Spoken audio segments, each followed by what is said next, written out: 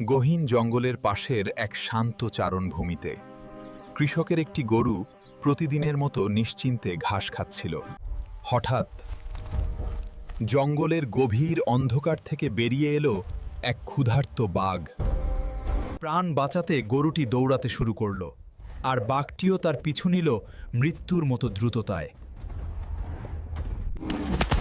কিন্তু হঠাৎ করেই দুজনেই পড়ে গেল ভয়ঙ্কর এক চোরাবালিতে। চোরাবালিতে আটকে থেকেও গরুটি শান্ত কণ্ঠে বলল, আমার মালিক অবশ্যই আমাকে খুঁজতে আসবে, সে আমাকে বাঁচাবে, কিন্তু তোমার শেষ আজ এখানেই। দিন শেষের আগ মুহূর্তে গরুর মালিক সত্যই তাকে খুঁজতে সেখানে পৌঁছে গেল।